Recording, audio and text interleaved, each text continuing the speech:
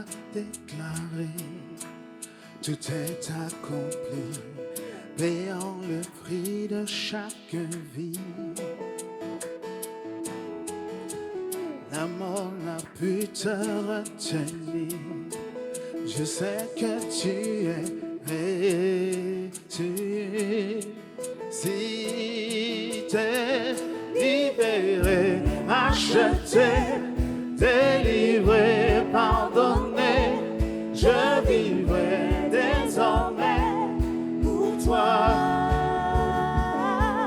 Libéré, acheté, délivré, pardonné, je vivrai désormais pour toi.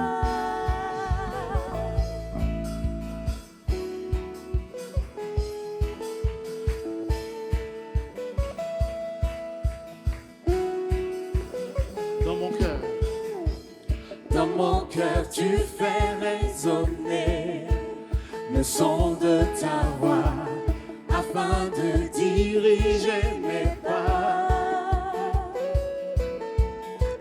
Tu es le rocher de ma foi, Dieu d'éternité, je te suivrai.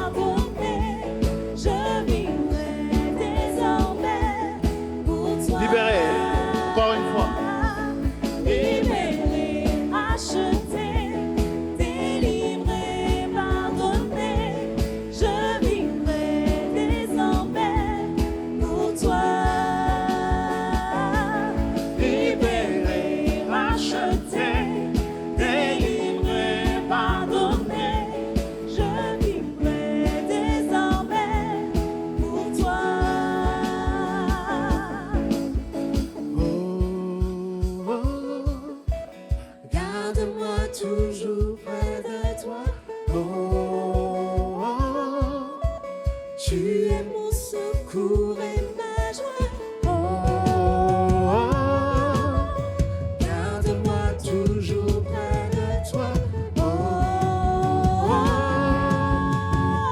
oh, oh, oh, garde-moi toujours près de toi. Secours et ma joie, oh, oh, garde-moi toujours près de toi, oh, oh, libéré, libéré, racheté, délivré, pardonné, je vivrai désormais pour toi. Racheté, délivré, pardonné, je vivrai désormais pour toi. Libéré, racheté, délivré, pardonné, je vivrai désormais pour toi. Libéré, libéré, racheté.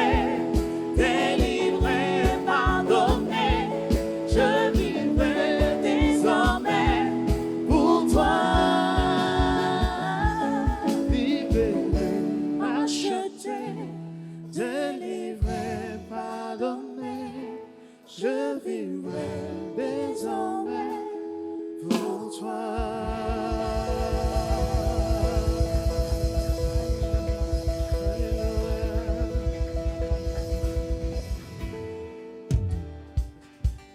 Tu es tellement fidèle, tu es tellement fidèle, tu es tout puissant, tu ne changes pas, oh Dieu.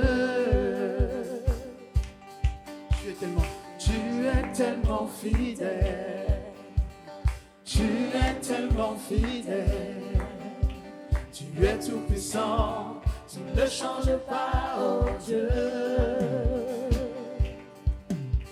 Vérité sont tes promesses, vérité sont tes promesses. Tu es tout puissant, tu ne changes pas, oh Dieu. Nous élevons des mains pures pour louer le Dieu très saint, qui est, qui était et qui sera. Nous élevons des mains pures pour louer le Dieu très saint, qui est, qui était et qui sera. Majestueux, majestueux dans ta grâce, majestueux dans ta grâce. Tu es tout puissant, tu ne changes pas, oh Dieu. Majestueux, majestueux dans ta grâce, majestueux dans ta grâce. Tu es tout puissant, tu ne changes pas, oh Dieu. Nous élevons des mains pures pour louer le Dieu très saint, qui est, qui était et qui sera. Nous élevons des mains pures pour louer le Dieu très saint, qui est, qui était et qui sera. Tu es Seigneur. Tu es, tu étais, tu seras toujours. Tu es, tu étais, tu seras toujours. Tu es Seigneur. Tu étais, tu seras toujours. Tu es Seigneur. Tu es, tu étais, tu seras toujours. Tu es, tu es, tu étais, tu seras toujours. Nous élevons des mains pures pour louer le Dieu très saint, qui est, qui était et qui sera. C'est bon. Nous élevons des mains pures pour louer le Dieu très saint, qui est, qui était et qui sera.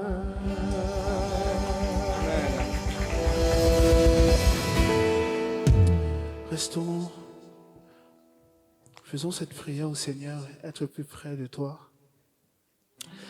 Encore plus près de toi, Seigneur. Toujours plus près de toi, mon Dieu. C'est ma prière.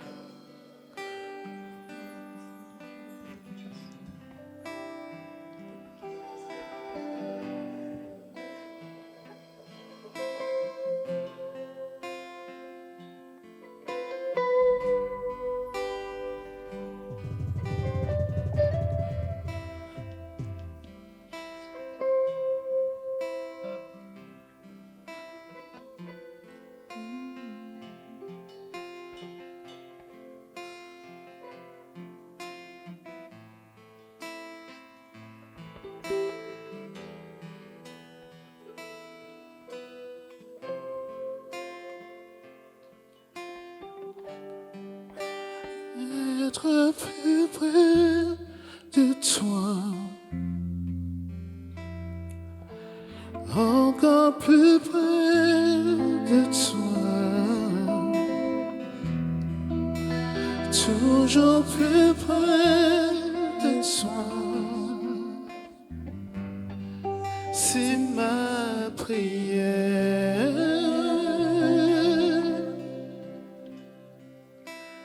Être plus près de toi, encore plus près de toi, toujours plus près de toi. C'est ma prière.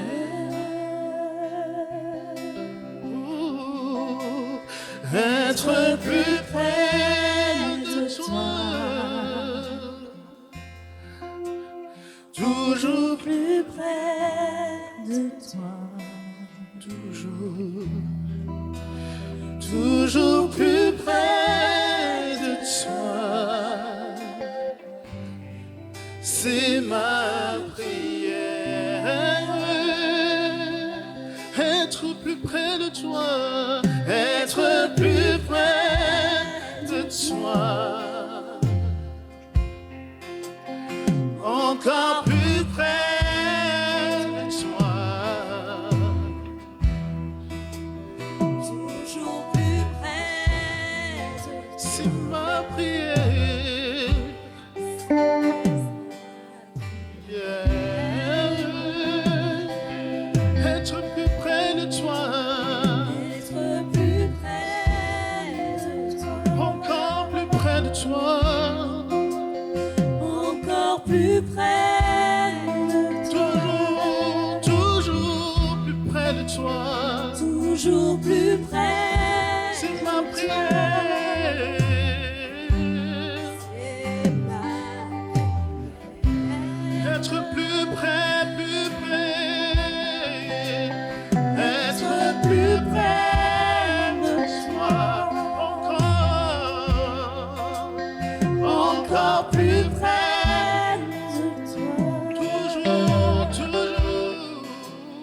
Toujours plus près. C'est ma prière. C'est ma prière. Être plus près de toi, Seigneur. Être Plus près de toi. Encore plus près de toi. toujours. Toujours plus près de toi. C'est ma prière. C'est ma prière.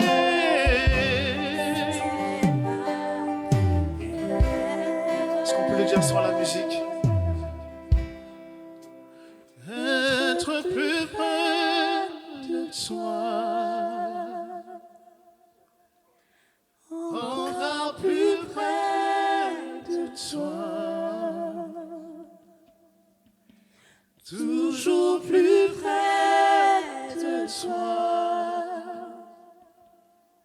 C'est ma prière.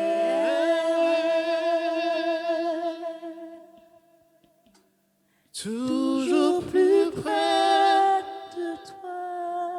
encore plus près. Encore plus près de toi. Toujours. Toujours plus près de toi. C'est ma prière, Seigneur.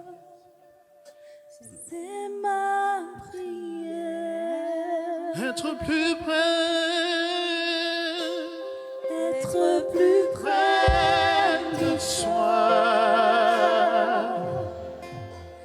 Encore plus près de toi. Toujours plus près de toi. C'est ma prière. C'est ma prière. Être plus près. Être plus près de toi. Encore. Encore plus près de toi. Toujours. Toujours plus près de toi. C'est ma prière. C'est ma prière. Commence à dire au Seigneur que tu veux être plus près de lui. Commence à ouvrir ta bouche.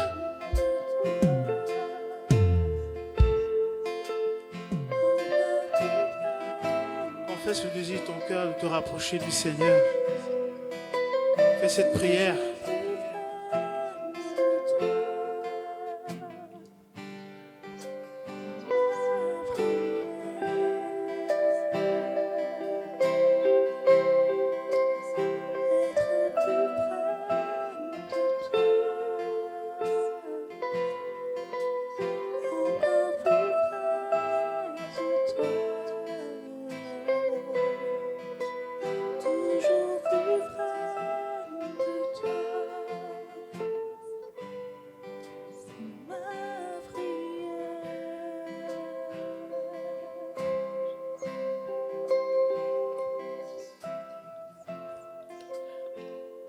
Ne te prive pas de lui parler.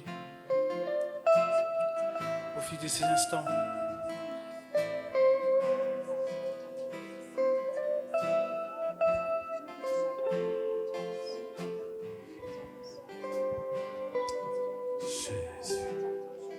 Nous voulons appeler de la part du Seigneur nos amis pour qu'ils le découvrent réellement. En découvrant son amour, son pardon, tu seras transformé, tu ne seras plus jamais le même. Tu vas devenir un véritable chrétien. Non pas avec un titre, avec une apparence, avec des vêtements ou des manières de chrétien, mais avec le cœur de Jésus en toi. Lui, il appelle cela une deuxième naissance. Il te manque cette deuxième naissance qui est surnaturelle, qui est spirituelle, pour commencer ta vie avec lui. C'est un chemin d'amour qu'il te propose. Il te propose son amour, celui qui pardonne, qui te pardonne. Il te propose son amour, celui qui efface tout ton passé et qui te donne une joie nouvelle, des forces nouvelles, des buts que tu n'avais jamais auparavant. Tu vas vouloir vivre pour lui, vivre comme lui. Tu vas vouloir marcher dans son chemin. Alors tu as besoin d'ouvrir la porte de ton cœur et de répondre à l'appel que je t'adresse de sa part. Si c'est à toi que le Seigneur parle, s'il frappe à la porte de ton cœur, tu lui ouvres en te levant à ta place. Tu dis, je me lève pour toi, Seigneur. Je me lève pour laisser tomber par terre mon ancienne vie. Et je me lève pour commencer avec toi un chemin. Lève-toi à ta place. C'est une manière de lui dire, me voici, Seigneur. Quand on dit me voici au Seigneur, on est à genoux, puis après on se lève. Lève-toi maintenant. Lève-toi pour un miracle merveilleux dans ta vie. Lève-toi pour recevoir ce si grand salut. Amen. Fais-le, fais-le, fais-le. Le Seigneur en appelle plusieurs.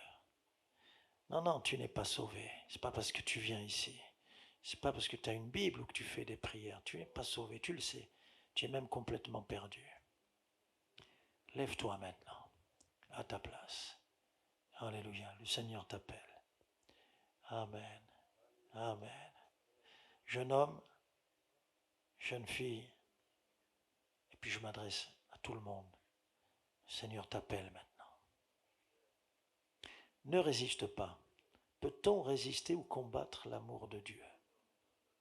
Ce serait une folie. Ce serait une folie. Alléluia. Est-ce qu'il y a une deuxième personne? Le Seigneur appelle. On est tous en prière, on est tous recueillis. On prie intensément. Dans une réunion comme celle-ci, c'est là que change une vie. C'est là que quelqu'un prend un tournant décisif. Alléluia, tu ne seras plus jamais le même. Parce que ça veut dire, je me mets entre tes mains, divin potier. Et maintenant, façonne-moi. Donne-moi la forme que tu veux. Change tout en moi. Donne-moi un cœur nouveau. Alléluia. Est-ce qu'il y a une troisième personne? Le Seigneur appelle, le Seigneur appelle. Il est là, tu le sais, il est là pour toi. Il est là pour toi. Alléluia. Merci Seigneur, tu appelles, tu appelles, tu appelles. Merveilleux Seigneur. Seigneur, ce que tu fais, tu le fais bien. Même si tu le fais par étapes, pas à pas, mais tu le fais bien. Tu commences bien, tu poursuis bien et tu termines bien ce que tu fais. Tu commences une œuvre chez ses amis et tu veux la poursuivre jusqu'au bout.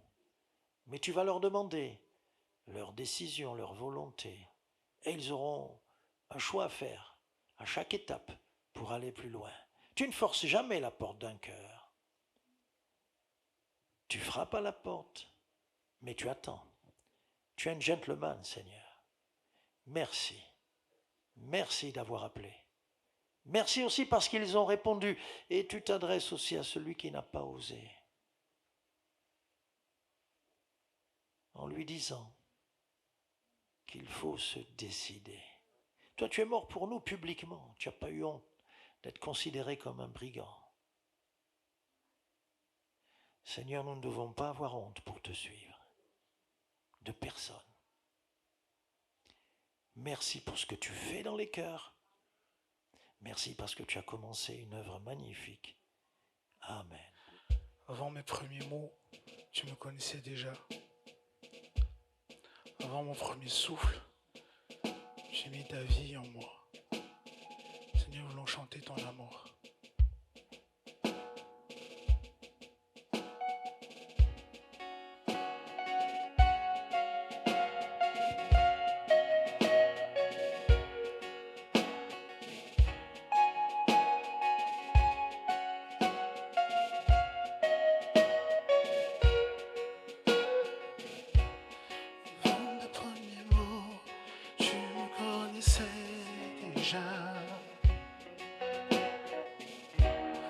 Oui, tu es si bon vers moi.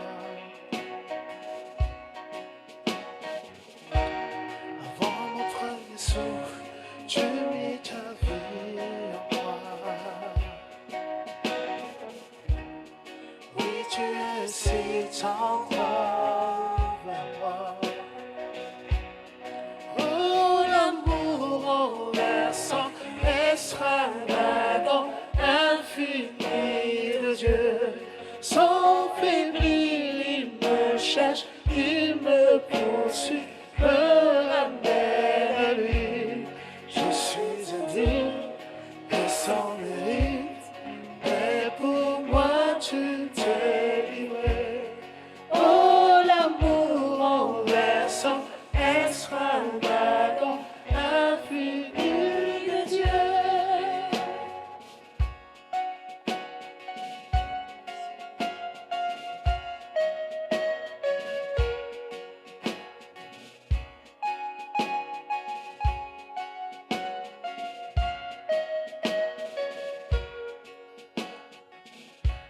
Je te rejetais, sans relâche tu m'aimais.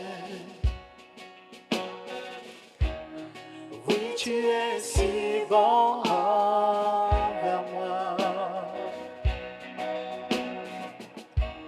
Je sentais vain, tu m'as offert la croix. Oui, tu es si tendre envers moi. Oh, l'amour renversant, extravagant, infini de Dieu. Sans faiblir, il me cherche, il me poursuit, me ramène à lui. Je suis indigne et sans mérite, mais pour moi tu t'es livré. Oh, l'amour renversant, extravagant, infini de Dieu.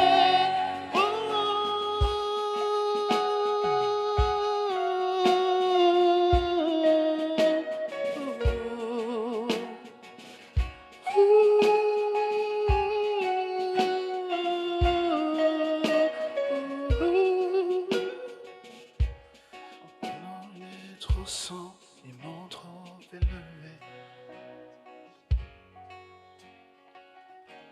Aucune ne peut résister, les mensonges te nient, sans fin tu me cherches.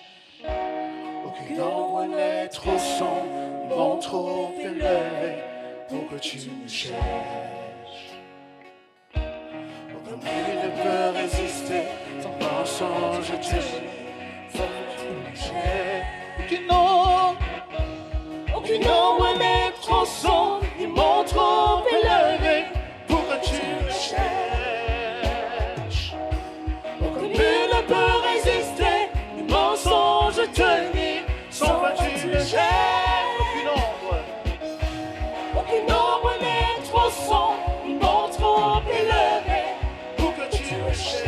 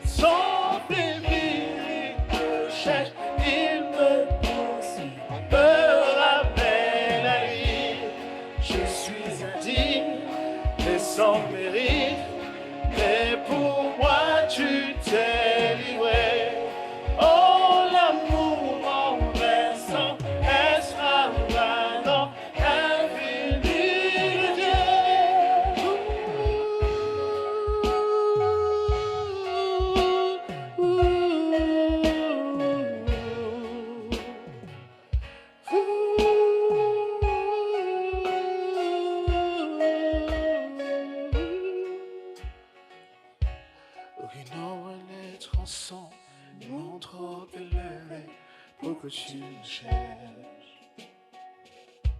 Aucun mur ne peut résister, les mensonges tenus, sans fin tu me cherches.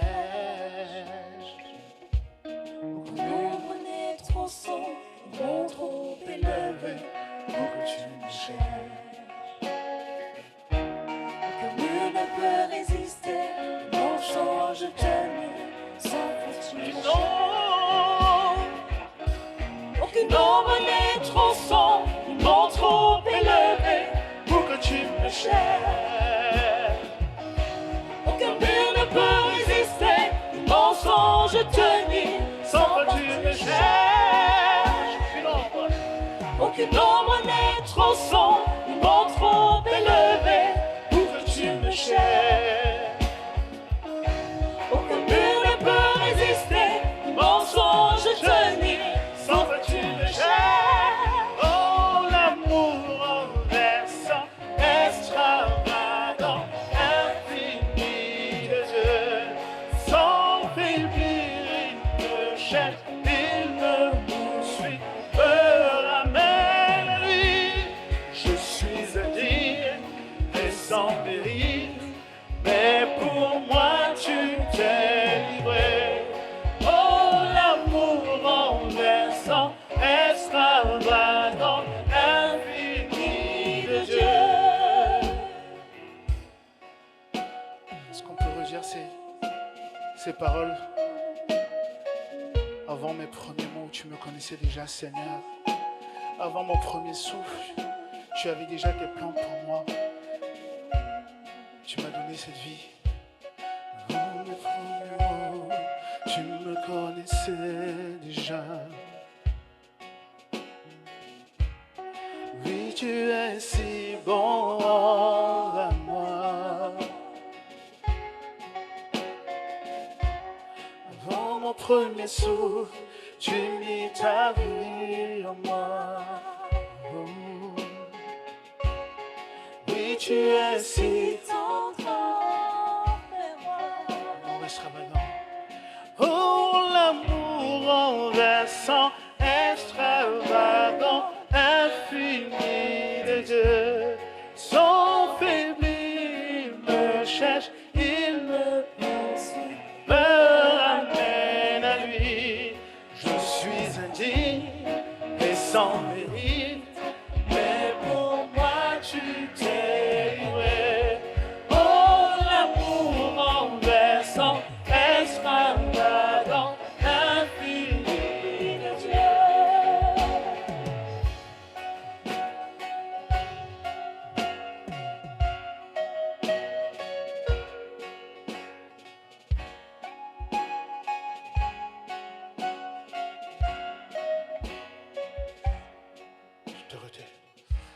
Je te rejetais, sans relâche tu m'aimais. Oui, tu es si bon envers moi. Je me sentais vain, tu m'as offert la croix. Oui, tu es si tendre envers moi. Oh, l'amour renversant, extravagant, infini de Dieu. Sans faiblir, il me cherche, il me poursuit, me ramène à lui. Je suis indigne et sans mérite, mais pour moi tu t'es livré. Oh, l'amour renversant, extravagant, infini de Dieu. Oh, oh, oh.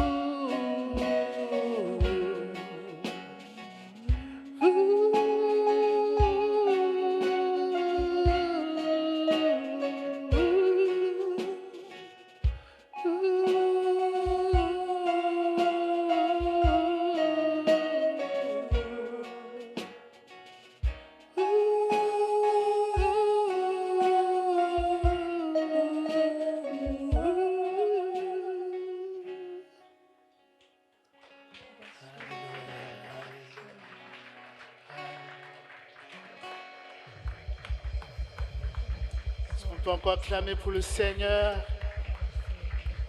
Merci, mon Dieu.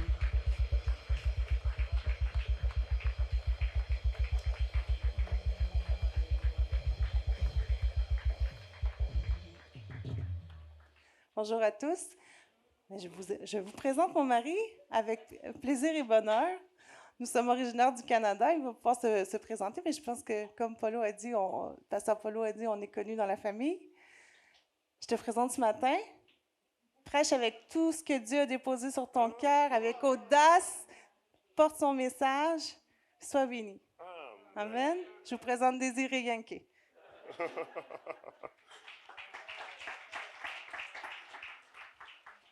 Alléluia. Quel privilège, quelle joie de revenir ici. Je pense que ça fait au moins 2 ans avant la pandémie, que je n'ai pas été ici. C'est vraiment en fait une joie de pouvoir vous voir, de vous revoir, pour revoir des visages déjà connus. On est vraiment bénis. Mon épouse et moi, mon épouse m'a présenté. Caroline est avec moi la dernière fois. Je pense qu'elle n'était pas avec moi donc cette année. Elle est avec moi et on célèbre le Seigneur. Et vous avez aussi la salutation de mon église. Je suis pasteur à l'église Oasis. Ils savent que je suis ici. Vous savez, peut-être vous ne saviez pas, vous êtes extrêmement bénis en France, au Québec. C'est notre première réunion en présentiel ce matin dans mon église depuis plusieurs mois maintenant. On ne pouvait pas se rassembler et on va le vivre on le vit aujourd'hui. Donc, je ne pouvais pas être là, mais eux, ils sont dans quelques heures, ils vont commencer leur première réunion à eux là. Et ils savaient que je devais être ici. Et vous avez les salutations, aussi la prière de mon église qui sont avec nous. Donc, j'aimerais qu'on puisse regarder ensemble la parole de Dieu. On va regarder ensemble dans le livre des Actes des Apôtres. Le titre de mon message ce matin s'intitule « Inarrêtable ». Je crois réellement que Dieu nous appelle à avoir des vies inarrêtables. Je ne sais pas pour vous, mais je crois réellement que Dieu a commencé une œuvre d'une façon incroyable et il continue son œuvre. Des fois, on a l'impression que les choses ne fonctionnent pas ou que Dieu n'est pas au contrôle de ce qui peut prendre place, ou Dieu n'est pas en charge, Dieu ne règne pas. J'aimerais vous déclarer ce matin qu'en dépit des situations, en dépit que ce soit des conflits, en dépit de la pandémie, en dépit des circonstances dans ce monde, en dépit de ce qui peut prendre place, Christ règne encore aujourd'hui. Et Christ, normalement, nous appelle à pouvoir avoir des vies inarrêtables. Des vies où est-ce qu'on marche en allant de gloire en gloire et de victoire en victoire. En fait, quel que soit ce qui peut prendre place dans ce monde, nous sommes plus que vainqueurs en Jésus-Christ. Et c'est ce que Dieu nous appelle à pouvoir vivre et expérimenter. En fait, la parole de Dieu déclare dans Romains que l'amour de Dieu, Christ nous aime et l'amour de Dieu, normalement, nous permet de pouvoir être plus que vainqueurs en lui et rien ne nous séparera de son amour. Et l'apôtre Paul parle de plusieurs choses. Il dit en fait, j'ai la conviction, il dit, je le sais, que ni la mort, ni la vie, et puis il commence à citer plein de choses. Il dit, ni la hauteur, ni la profondeur, ni les choses présentes, ni les choses à venir. Et je vous permets même de pouvoir nommer aussi d'autres choses qui peuvent être normalement des obstacles dans vos vies en disant, toutes ces choses-là ne me sépareront pas de l'amour de Christ manifesté en Jésus-Christ. Rien ne nous séparera. Lorsqu'on regarde dans les Écritures, je vous invite à tourner dans le livre des Actes des Apôtres, on va voir une portion de l'histoire du commencement de l'Église, où est-ce qu'il y avait toutes sortes de pressions, toutes sortes de situations, mais qui n'ont absolument rien empêché à l'œuvre de Christ d'avancer, à ces personnes-là de pouvoir progresser dans ce que Dieu les appelait à être et à devenir. Dans Actes chapitre 8, à partir du verset 1, on va lire le verset 1 et le verset 3 à 7, il est écrit comme ceci, on dit, Saul qui est devenu plus tard Paul, avait approuvé le meurtre d'Étienne, et ce jour-là, il eut une grande persécution contre l'église de Jérusalem. Et tous, excepté les apôtres, se dispersaient dans les contrées de la Judée et de la Samarie. Verset 3, la Bible déclare ceci, on dit, Saul, de son côté, ravageait l'église, pénétrant dans les maisons, et il en arrachait hommes et femmes, les faisant jeter en prison. On dit, ceux qui avaient été dispersés allaient de lieu en lieu, annonçant la bonne nouvelle de la parole. Et la Bible déclare, dit, Philippe descendit dans une ville appelée Samarie, il prêcha le Christ. Les foules entières étaient attentives à ce que disait Philippe lorsqu'ils apprirent et virent les miracles qu'il faisait. Car les esprits impurs sortirent de plusieurs démoniaques en poussant de grands cris, et beaucoup de paralytiques et de boiteux furent guéris, et il y eut une grande joie dans cette ville. Amen. C'était un passage assez particulier des Écritures. Ou est-ce que d'un côté, le passage commence avec énormément de pression, En fait, le passage commence avec quelque chose, au Québécois, on va dire c'est quelque chose de très dark, quelque chose de très, très difficile. Mais en même temps, quelque part, on dit malgré cela, voici ce qui prend place. Voici les miracles qui arrivent. Voici ces choses. Et c'est ce que j'appelle le paradoxe de la vie inarrêtable. C'est mon titre de mon message, hein, le paradoxe de la vie inarrêtable. Il y a cette image-là et mes points que je veux apporter ce matin, c'était cette image-là de la pression de la marche.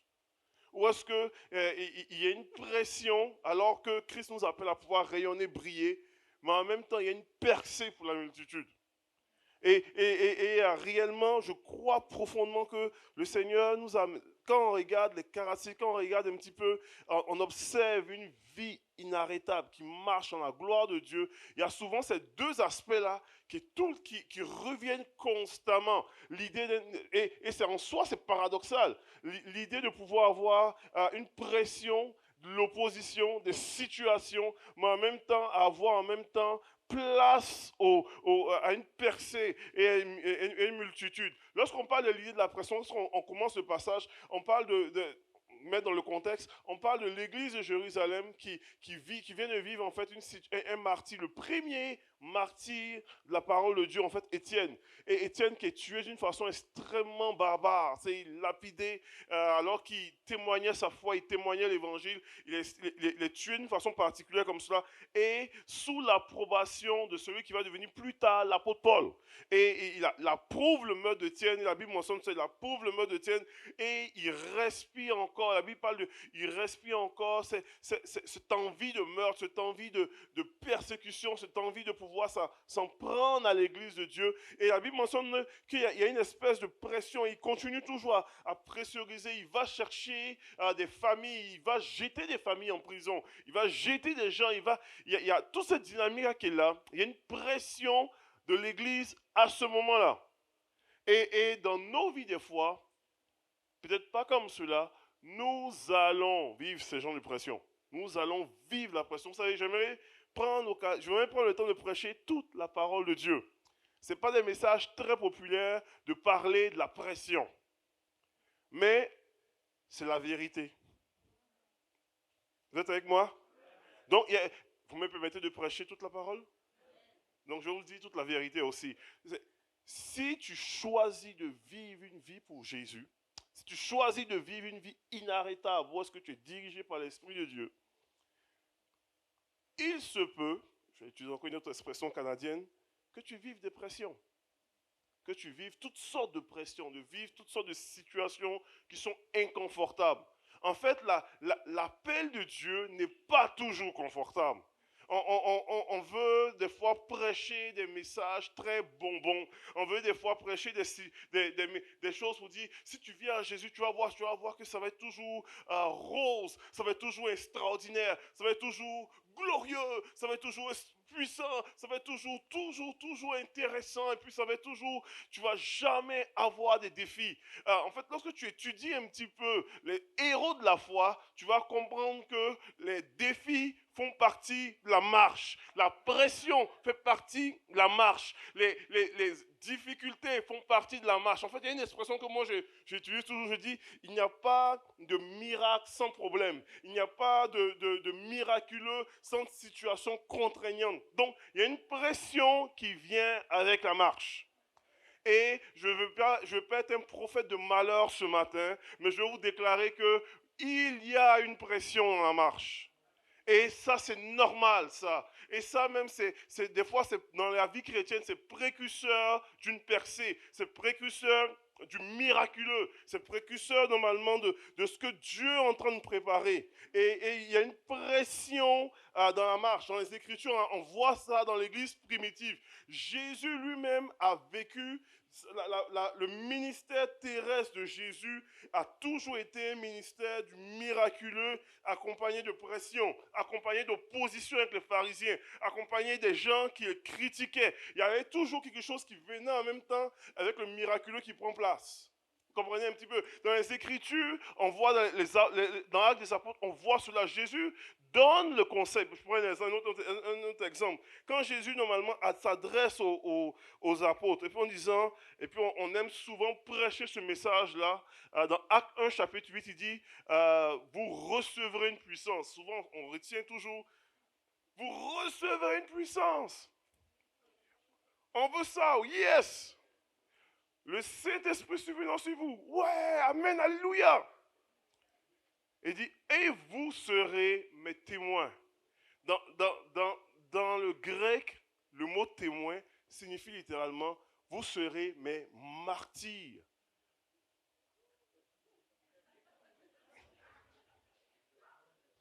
Comprenez un petit peu? Il y a une pression dans la marche.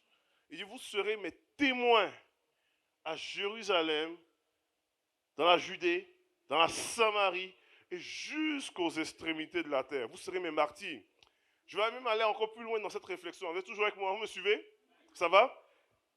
Quand Jésus les appelle, puis on a souvent prêché ça, puis moi le premier, pour dire, oh, Jésus t'appelle être un témoin dans ta Jérusalem à toi. Ta Jérusalem à toi, c'est quoi? C'est Phila. Peut-être ta Judée, c'est la région parisienne. Peut-être ta Samarie, c'est la France. Et peut-être les extrémités de la terre, c'est les nations. Amen, alléluia, yeah! Comprenez très bien. Là, Jésus s'adresse à ses apôtres quand il dit ça.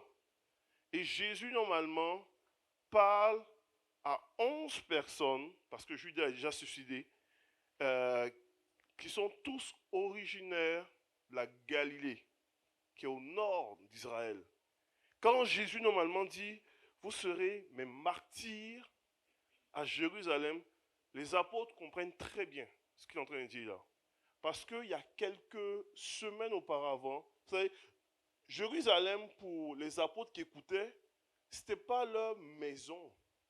Leur maison, c'était la Galilée. Jérusalem, c'était un endroit d'hostilité. C'est un endroit où ils ont crucifié leur maître. C'est un endroit où est-ce qu'on ne les aime pas beaucoup là. C'est un endroit difficile. Ils veulent quitter Jérusalem. La preuve, quand Jésus est crucifié à Jérusalem, il fuit en Galilée. Quand Jésus ressuscite, il dit, dis à mes frères que je les précéderai en Galilée.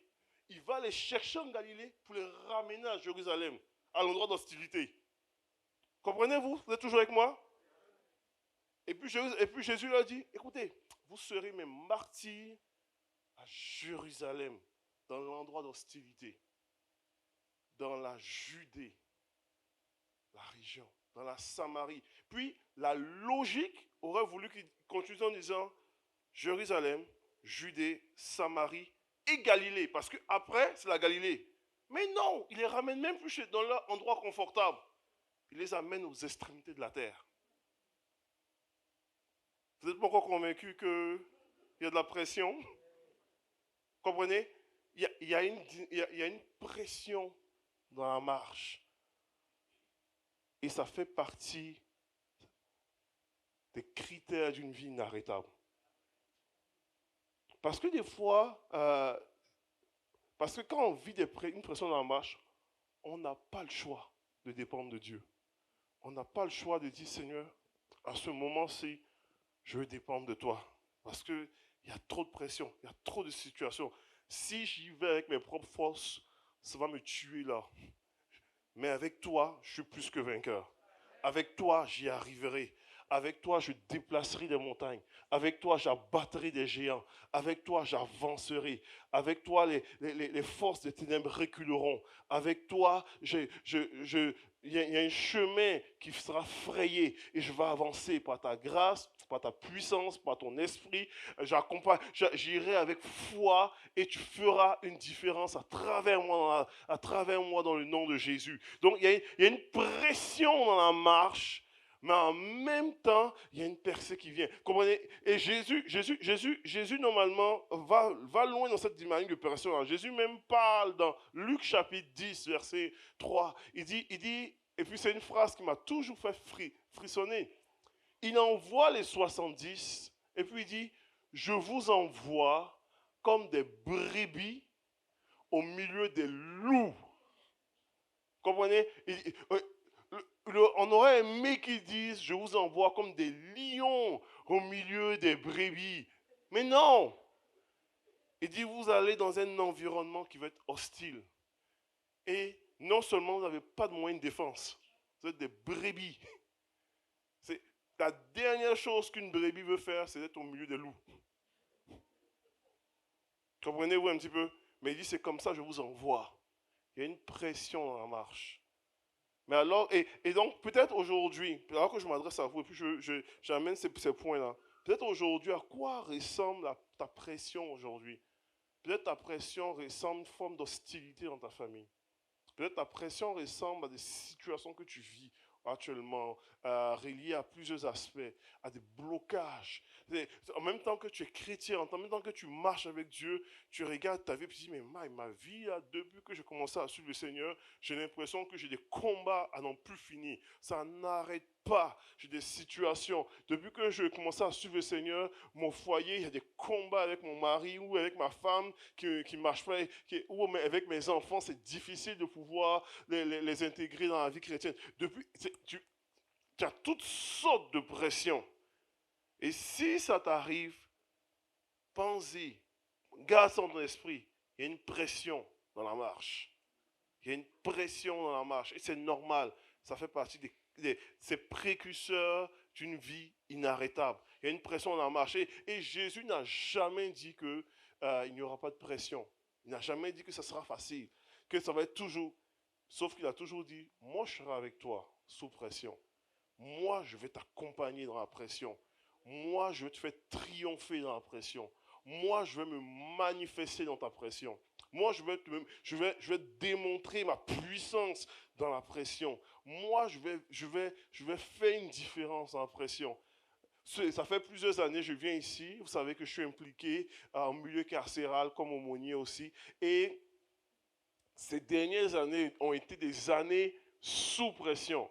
Bien entendu, à cause de la pandémie, tout est annulé, tout est bloqué, c'est plus difficile, plus de rencontres en groupe comme on le vit aujourd'hui en église, c'est juste des rencontres individuelles, etc. Tout ça. Et c'était tellement, et puis mon épouse est au courant depuis longtemps, c'est tellement paradoxal de voir autant de pression et autant de blocage à vivre l'église, mais en même temps de voir Dieu en action malgré l'opposition. Puis tu dis, j'en revenais pas de la grâce de Dieu. Et puis j'ai expliqué ça, je n'ai pas expliqué ici, mais j'ai déjà expliqué ça à mon église. J'ai dit, c'est incroyable, des choses pour lesquelles je priais depuis des années, sous pression, j'ai vu l'accomplissement de cela. On faisait du ministère avec les détenus, tout ça. Et puis une de mes grandes prières était, Seigneur, j'aimerais ça que tu commences aussi à toucher mes collègues de travail, les membres du personnel. Les détenus, en ce moment, je fais des rencontres avec des détenus de façon individuelle, tout ça pour les encourager dans leur foi. Mais pendant la pandémie, Dieu a commencé à toucher même des collègues de travail, des membres du personnel, des infirmières, etc., des officiers. À un moment donné, et dans la situation, on a fini par commencer à avoir des espèces on appelait ça des midis DD, c'est-à-dire que au Québec, le déjeuner, ça s'est dit dîner. Donc, on disait le dîner avec Désiré. On a commencé à avoir des espèces de cellules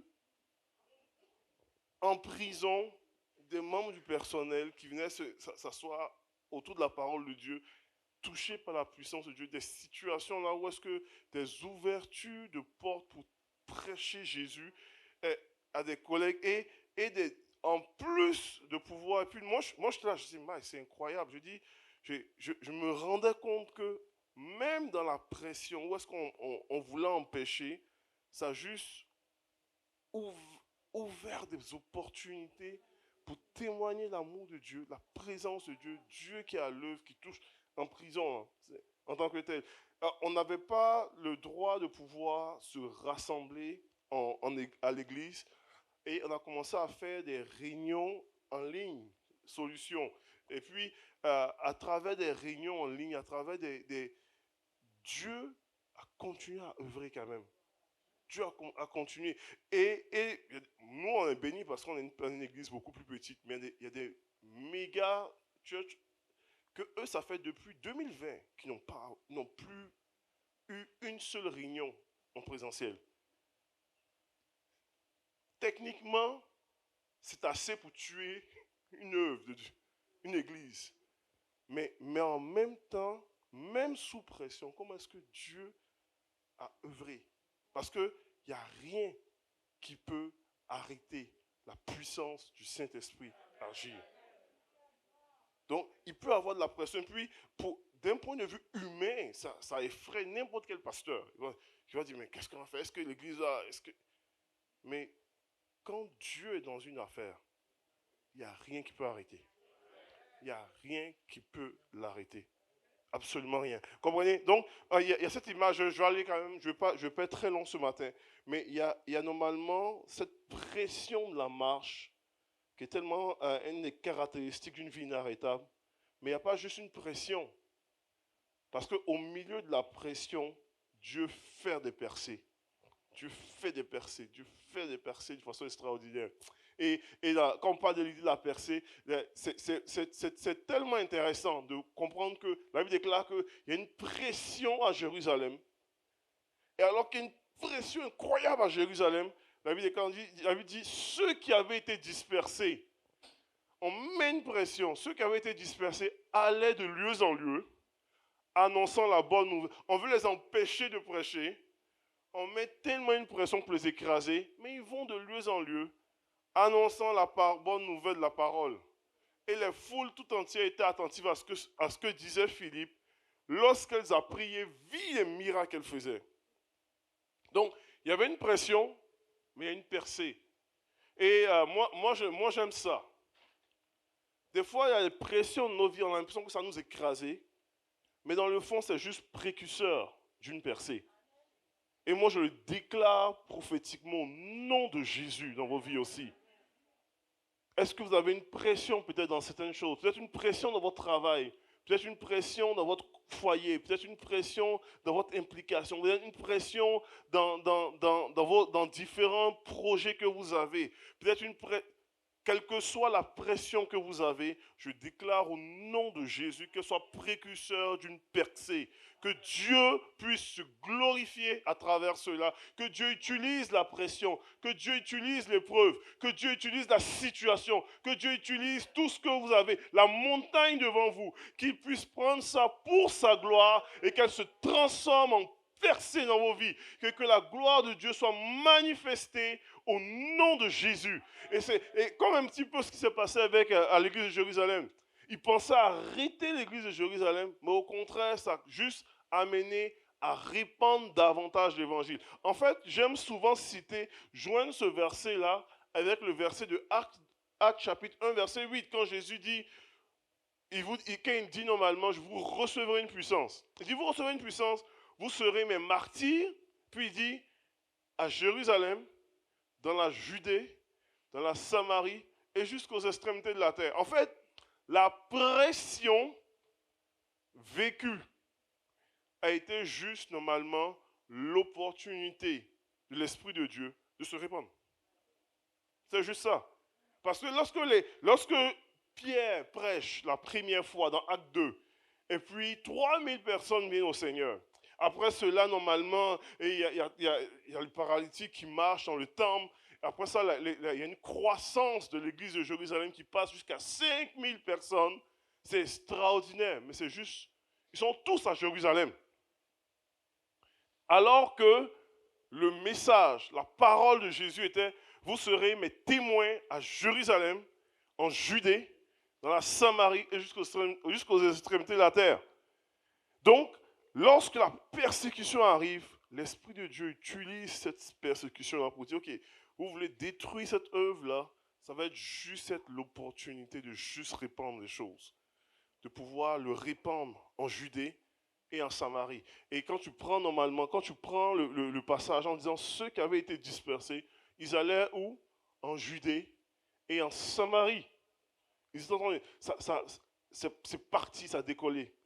Et moi, c'est ma prière. Je dis, Seigneur, il y a 2000 ans, c'est passé comme ça. Moi, je déclare au nom de Jésus en 2022 que quelle que soit la pression que nous avons aujourd'hui dans nos vies, que ça devienne des précurseurs de percée au nom de Jésus pour rejoindre la multitude. Que ce qui était utilisé pour nous détruire soit normalement des rampes, des catalyseurs vers la gloire de Dieu, vers la multitude, vers notre percée dans nos vies, au nom de Jésus. Je vais vraiment terminer, je ne vais pas être très long ce matin. Je vais juste utiliser une image qui m'a béni il y a quelques semaines de cela. Il y a souvent, on a vraiment l'image, on a la pensée un petit peu, j'aime utiliser les animaux des fois, on a souvent l'ADN pieuvre qui est un petit peu, bon, il faut que j'explique sinon ça va être terrible mon explication. Quand on prend une pieuvre, j'ai mis 2 animaux, pieuvre et toile de mer. La pieuvre, normalement, les 2 animaux ont des ADN, ont des cellules régénératives, les 2. La pieuvre, si une pieuvre t'attaque ou attaque un crabe de mer, quelque chose comme cela ou quoi, et que l'animal se défend ou peu importe, et réussit à couper une tentacule, la pieuvre a des cellules régénératives qui peuvent normalement faire en sorte que la tentacule coupée repousse en tant que telle. Donc ça, c'est la chose. Et le moyen de pouvoir mettre à mort cette pieuvre-là, c'est souvent, si vous allez en mer pour pêcher, souvent c'est en frappant la tête de la pieuvre avec un harpon. Il n'y a rien qui se régénère. Elle meurt, c'est fini. Ce qui est différent de l'étoile de mer, surtout elle qui est là, qui est l'étoile de mer Lynxia, qui elle normalement a aussi qui a aussi à peu près les mêmes cellules régénératives, sauf qu'elles ne sont pas dirigées vers les tentacules. Elle est dirigée partout sur son corps. De sorte que si tu coupes un bras d'une étoile de mer Lynxia, en pensant normalement l'amputer, non seulement son bras va repousser, mais le bras coupé est capable de redevenir au complet une étoile de mer. Donc, au lieu de pouvoir, oui. Au lieu de pouvoir créer un problème en disant, oh, on va le couper un bras et puis en fait, tu te crées un deuxième problème, littéralement. Tu vas créer une 2e étoile de mer et une 3e étoile de mer en tant que telle. Et le seul moyen de pouvoir tuer cette étoile-là, c'est simplement la faire sortir de son milieu, de l'eau. Moi, j'aime l'image de quand Jésus dit, celui qui demeure en moi porte beaucoup de fruits. Et je crois réellement, et puis je dis ça, Seigneur, non, je crois réellement que l'église de Jésus a une ADN comme cela. Ou est-ce que lorsqu'on veut l'arrêter, tu crées plusieurs étoiles de mer. Et en essayant de disperser l'église de Jésus, on dit, ok, on va les briser. Puis les pharisiens avaient cette idée-là, on dit, frappe la tête et les brebis seront dispersées. On va mettre fin à l'œuvre. Donc, ils ont attaqué la base, la tête. Ils ont jeté en prison. La Bible déclare cela. On dit ils ont mis en prison les leaders religieux de l'époque. Ils ont mis en prison à ce moment-là. Ils avaient mis Pierre en prison. Et Jacques, tout ça. Ils avaient mis Pierre en prison, etc. En disant on va frapper la tête et puis c'est fini. Mais tout ce qu'ils ont créé, ils ont juste coupé des bras d'étoiles de mer. Ils sont partis partout et ils sont tous auto-générés en d'autres églises partout. Et le problème qui était à Jérusalem s'est multiplié partout dans la Judée, dans la Samarie et jusqu'aux extrémités de la terre. Et moi, c'est ma prière, cela. Alors qu'on veut arrêter l'église de Jésus, on va arrêter peut-être des croyants, on va arrêter des hommes et des femmes. Moi, on dit ceux-là, on va... Je crois réellement que Dieu fait une œuvre dans nos vies. Et il y a une ADN que nous portons en nous, qui nous amène à porter du fruit, peu importe où est-ce que nous allons, qui nous amène à rayonner. Et peu importe où est-ce que Dieu te plantera, t'amènera, te dirigera. Je crois qu'il y a en toi non, toutes les cellules régénératives spirituelles pour pouvoir rayonner, pour porter du fruit, pour t'auto-régénérer, pour vraiment devenir celui ou celle que Dieu t'appelle à être, dans le nom de Jésus. Et moi, je déclare cette percée-là dans ta vie au nom de Jésus. Je vais inviter les musiciens à avancer. On va juste vraiment prier en tant que tel ce matin avec simplicité. Vous savez, il y a quelques années, si je vous ai partagé, et ce que je vous dis là, c'est tellement... je vous prêche, mais je me prêche à moi-même. Comprenez? Il y a des messages comme ceux-là qui sont autant bons pour le prédicateur que pour l'assemblée. Et je me prêche à moi-même. Il y a quelques années, je vous avais partagé, je pense, une de mes grosses épreuves que j'avais vécues, alors que j'avais vécu une des tellement belles réunions où j'étais allé prêcher. On m'avait invité pour aller prêcher dans une ville au Québec, dans la ville de Québec, où est-ce que ce jour-là, il y avait eu guérison miraculeuse, il y avait eu vraiment des expériences de puissance incroyable. Et en même temps, je vivais un des plus merveilleux dimanches du miraculeux. En même temps, alors que j'allais sur le chemin, je me rappelle, il y avait un téléphone qui sonnait. Il y avait ma maison qui était en vente et il y avait eu une espèce d'épreuve de fou, dégâts d'eau. Et puis, un vrai cauchemar. Un vrai cauchemar. Ouais, l'eau avait coulé partout dans la maison. Et puis, les réparations n'ont plus fini. Et le lendemain, c'était le paradoxe de la situation. La veille, j'avais vécu des guérisons miraculeuses dans ma réunion. Et le lendemain, je tombais paralysé de la moitié de la face, moi-même. Et je me ramassais à l'hôpital avec une pression artérielle de 22 et plus. Et hospitalisé avec un début d'insuffisance rénale. C'est quoi cette histoire? Mes reins avaient cessé de fonctionner. Et la veille, j'ai vécu le miraculeux. Puis je disais, Maï, je vous partage puis je suis capable d'avoir des moments comme ça dans ma vie. Puis la fin de l'histoire est glorieuse. Dieu s'est manifesté d'une façon extraordinaire. Ma maison toute brisée a été vendue dans la même semaine avec 3 offres. Comment est-ce que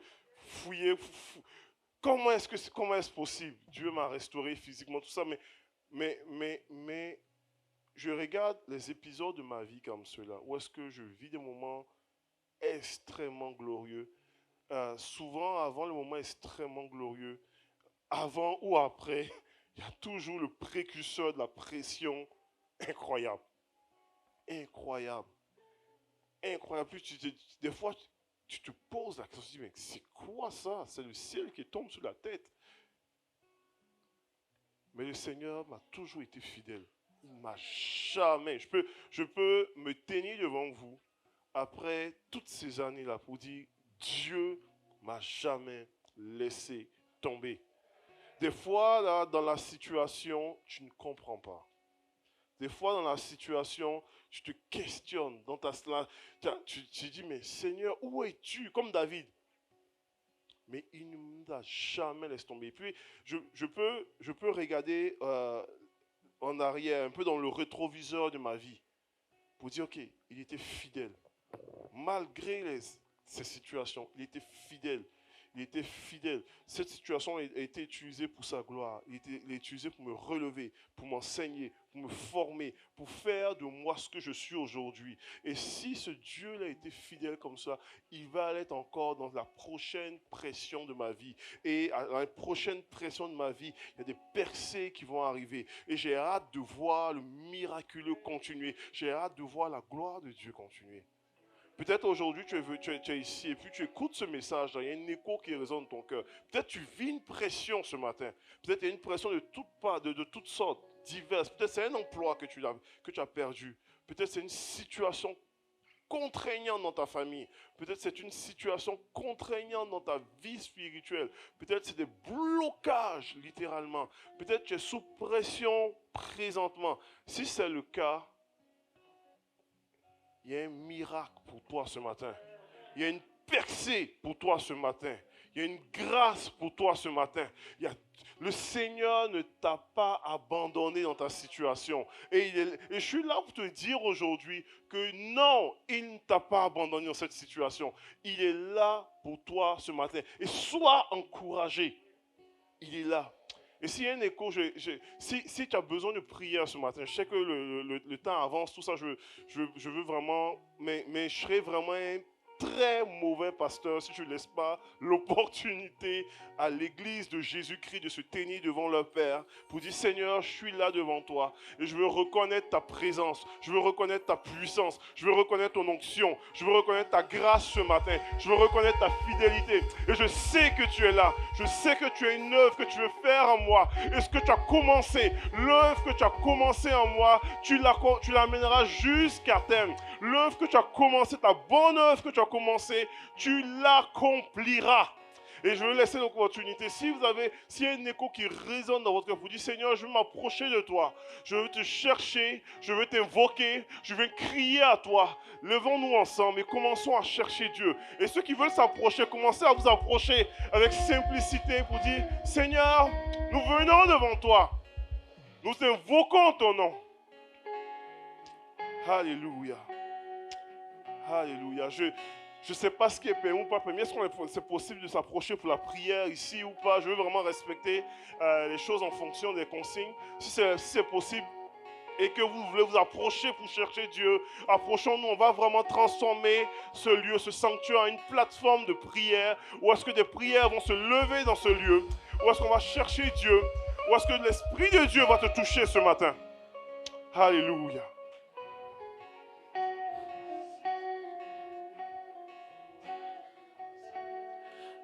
Mes premiers mots, je me connaissais déjà. Oui, tu es si bon vers moi. Avant mon premier souffle, tu mis ta vie en moi. Oui, tu es si tendre à moi. Oh, l'amour renversant, extravagant, infini de Dieu. Sans faiblir, il me cherche, il me poursuit, me ramène à lui. Je suis indigne et sans mérite. Mais pour moi tu t'es livré. Oh, l'amour renversant, extravagant, infini de Dieu. Oh, oh.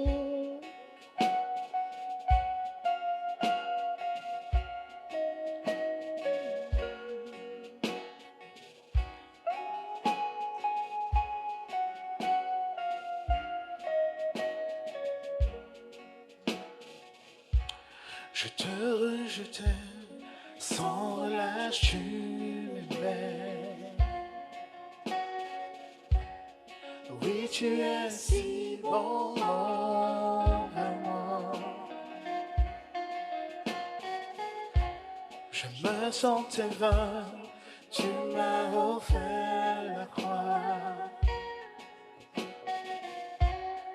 Oui, tu es si tendre à moi.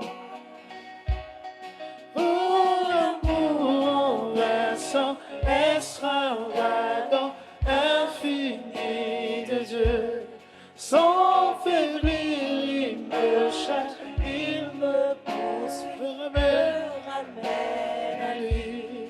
Je suis indigne et sans mérite, mais pour moi tu T'es livré. Oh, l'amour renversant, extravagant, infini de Dieu.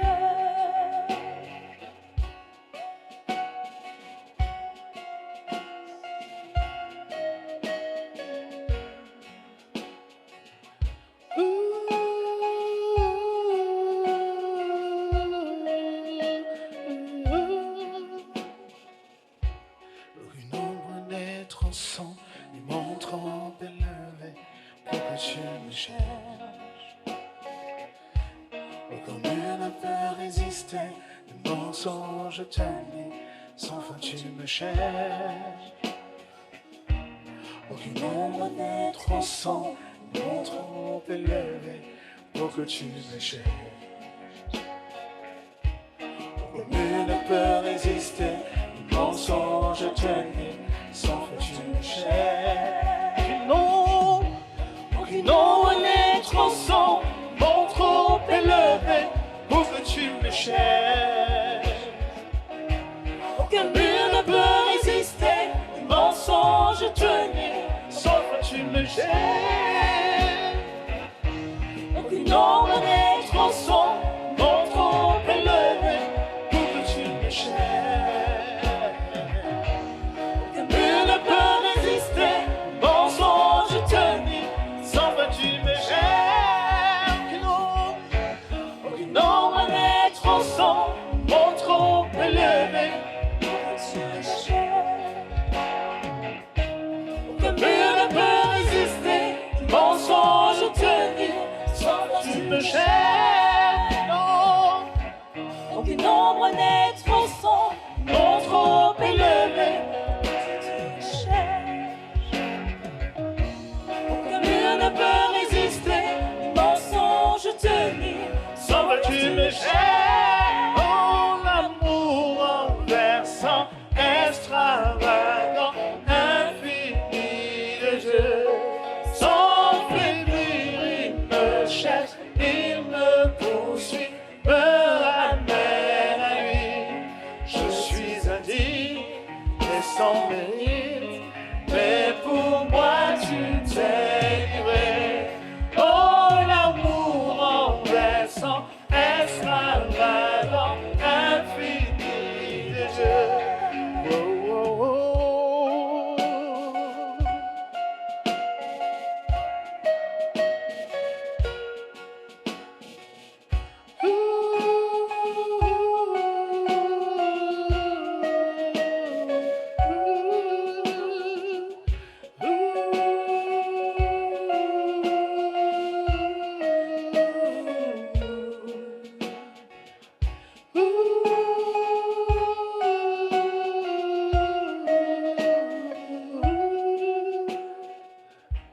Aucune ombre naître au sang, non trop élevé, sans que tu me cherches. Aucun mur ne peut résister, le mensonge te nie, sans fin tu me cherches. Aucune ombre naître au sang, non trop élevé, pour que tu me cherches. Aucun mur ne peut résister, le mensonge te nie, sans fin tu me cherches. Aucune ombre naître au son, mon trop élevé, pour que tu me cherches. Aucun mur ne peut résister, le mensonge te nie, sans fin tu me cherches. Aucune ombre naître au son, Non trop élevé, pour que tu me cherches.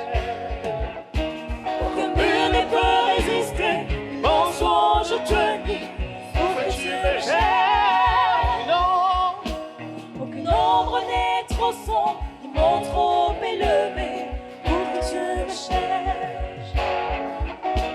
aucun mur ne peut résister, mensonge te nie, sans que tu me cherches. Non, Aucune ombre naître au son, mon trop élevé, pour que tu me cherches. Aucun mur ne peut résister, les mensonges te nient, sans que tu me gênes. Oh, l'amour envahissant, extravagant, infini de Dieu. Sans faiblure, il me cherche, il me poursuit, me ramène à lui. Je suis indigne et sans mérite, mais pour moi tu t'es livré. Oh, l'amour envahissant, extravagant, infini de Dieu.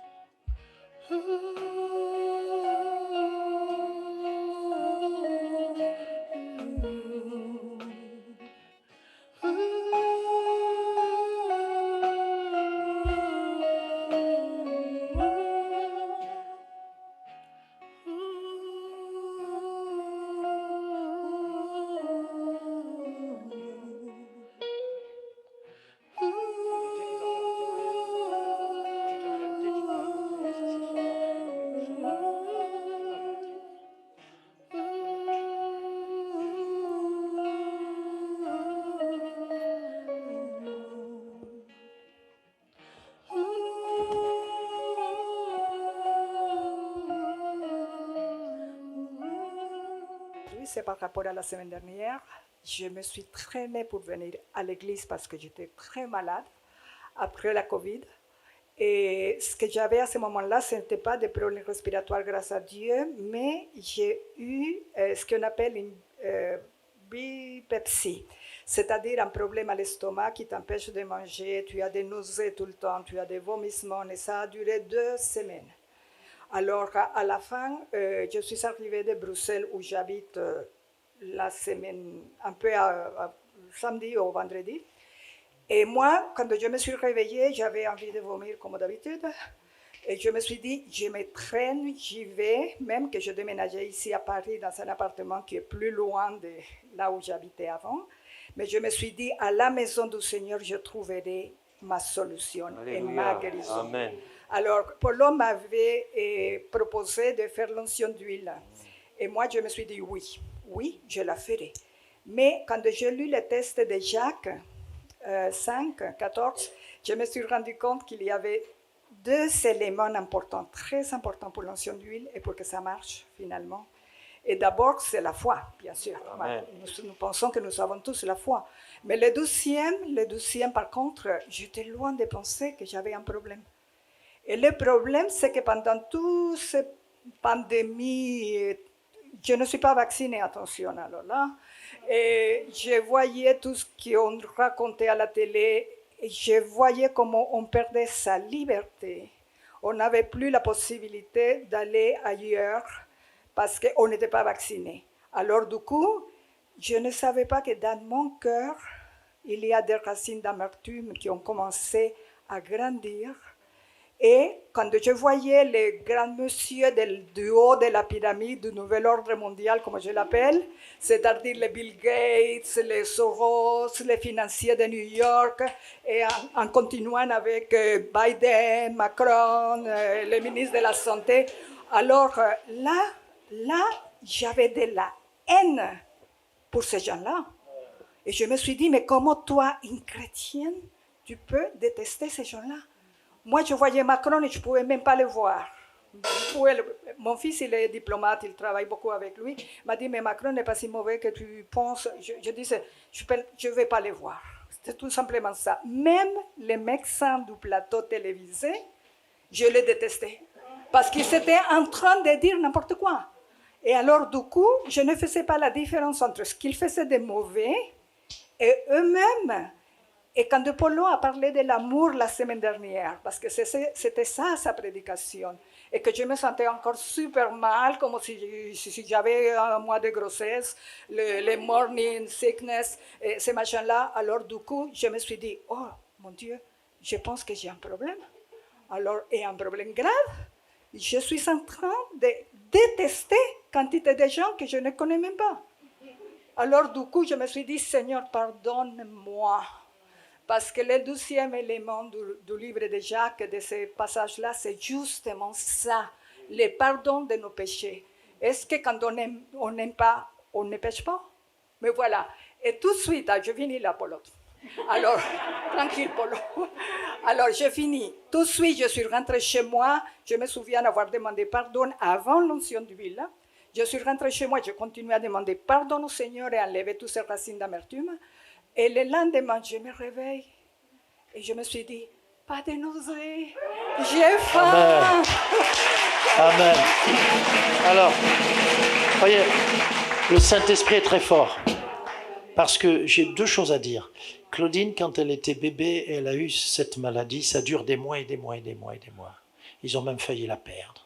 Mais Dieu, il pensait à moi quand même. Non, mais c'est terrible. 2 semaines, c'est rien. Tu aurais pu traîner ça des mois et des mois et des mois. Une dyspepsie. Bon. La deuxième chose, c'est que quand on a prié pour toi, on a fait l'onction d'huile. Je crois que c'est Jean-Claude qui a lu le texte, mais il s'est arrêté. Et j'ai dit, il aurait dû lire, parce que quand on prend l'onction d'huile, il faut préparer son cœur, il faut se reconsidérer devant Dieu. Bon, j'ai dit, parce que Seigneur, il y a quelque chose, je ne sais pas quoi, il y a quelque chose. Bon. Et quand le culte termine, une sœur est venue me dire, Polo, pour la sœur, on a prié, mais c'est son cœur. C'est son cœur. Et j'ai dit, qu'est-ce que je fais? J'ai dit, non Seigneur, tu es assez grand pour lui dire. Et qu'est-ce qu'elle vient de nous dire? Que le Seigneur l'a travaillé, il s'est servi de cette dyspepsie, il se sert de la tempête, il se sert de n'importe quoi, pour lui dire, où tu dois pardonner. Voilà. Alors, je suis content que parce que quand tu as dit je suis guéri, je voulais te dire, mais la clé c'était quoi? La clé c'était le pardon. Amen, on applaudit le Seigneur. Mon témoignage, c'était pour venir confirmer la prêche du pasteur. Il s'est passé le 28 janvier. Il y a une sœur de l'église qui m'a envoyé chez une voisine à elle pour monter un meuble. Donc moi j'ai l'habitude de monter des meubles, etc. Donc j'étais quand même assez confiant de ce qui allait se passer. Donc j'ai pris mes outils, etc. J'y ai été, bien outillé.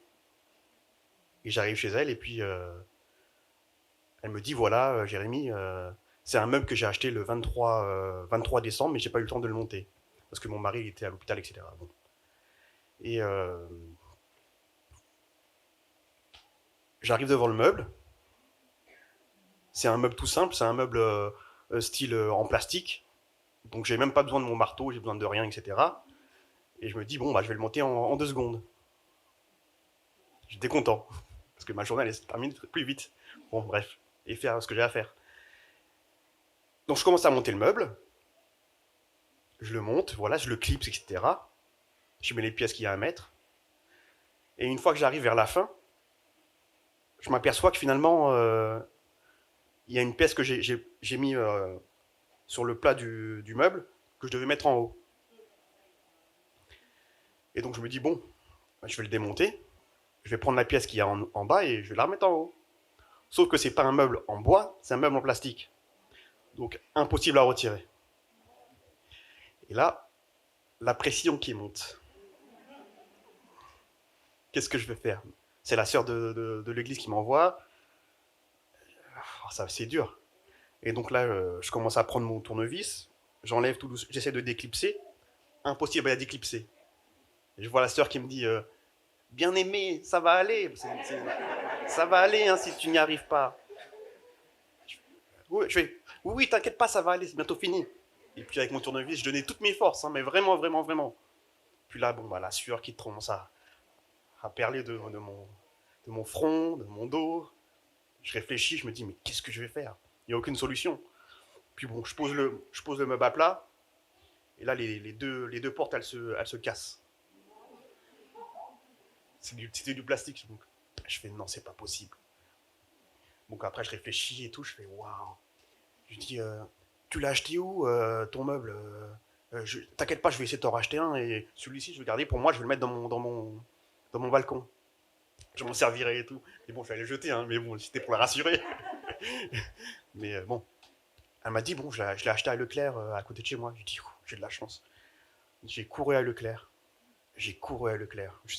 Enfin, déjà, avant de courir à Leclerc, la première chose qui m'est arrivée, que j'ai dite, je m'en souviendrai toujours au Seigneur, j'ai dit, ça arrive qu'à moi, ce genre de choses. Ça arrive qu'à moi. Donc voilà, j'avais la pression. Vraiment, vraiment, vraiment. Et donc à ce moment-là, je cours à Leclerc pour savoir s'ils ont d'autres meubles. Un autre meuble. Avec la notice dans ma main. Et puis j'arrive, un vendeur me reçoit. Je lui explique, voilà, écoutez, est-ce que vous vendez encore ce meuble parce que je suis en train de le monter là et j'ai eu des difficultés. Il me dit, oui, je vois si j'en ai. Il me ramène au fond du magasin, il me montre qu'il en a. Et puis je fais, vous me sauvez la vie. Après je lui dis, non. Après, j'aime bien expliquer aux personnes en fait qui m'aident, j'aime bien expliquer en fait comment ils m'ont aidé et à quel point ils me retirent une épine du pied. Donc je commence à m'ouvrir à lui, je lui dis, voilà, écoutez, je suis chez une mamie là en ce moment, je suis en train de monter un meuble, incroyable, et puis j'arrive pas à le démonter. Il me dit, oui, avec ce meuble-là, moi aussi j'ai l'habitude, j'ai beaucoup de difficultés à les monter. En fait, c'est lui qui monte ces meubles-là en plastique, c'est lui qui les monte dans le magasin. C'était lui le responsable du rayon finalement. Et donc c'est lui qui m'a reçu dans le magasin, comme par hasard. Et puis, après il me dit, mais ce qui se passe, sinon, ce que je peux faire, c'est que je vous reprendre le meuble qui est à la maison et qui est cassé. Et puis je lui dis, ah bon, c'est possible? Il me dit, oui. Vous l'avez acheté quand le meuble? Il me demande. Après je lui dis, je l'ai acheté elle m'a dit le 23 décembre. Après il me fait, 23 décembre, ça fait un peu juste, hein, parce que là on est le 28. Je vais aller voir avec mon responsable. Et donc il est parti voir son responsable. Puis bon, on prie tous à ce moment-là, bien entendu. Hein. Et puis finalement le responsable il a dit, oui, il n'y a pas de souci, il le ramène, il n'y a pas de souci. Et donc j'ai été chercher le meuble, sauf que j'avais personne pour m'aider à le porter. Comment je le portais le meuble, parce que je ne suis pas véhiculé. Je fais très vite. Et donc j'ai été chercher le meuble, et puis finalement il y avait un sans-abri qui était là, et puis je l'ai pris avec moi, et je lui ai donné un peu de sous, et on est parti, on a pris le meuble, on l'a ramené. Finalement le vendeur, quand je l'ai ramené le meuble au magasin, le vendeur m'a proposé de le monter. Et donc il l'a monté lui aussi le meuble. Il a monté le meuble entièrement. Et donc finalement, j'avais même pas la facture qui m'ont repris le meuble, sans facture. Et puis après, bon, voilà.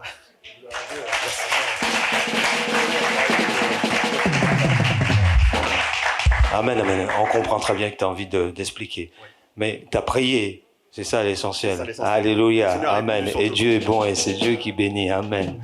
Sois béni, mon frère.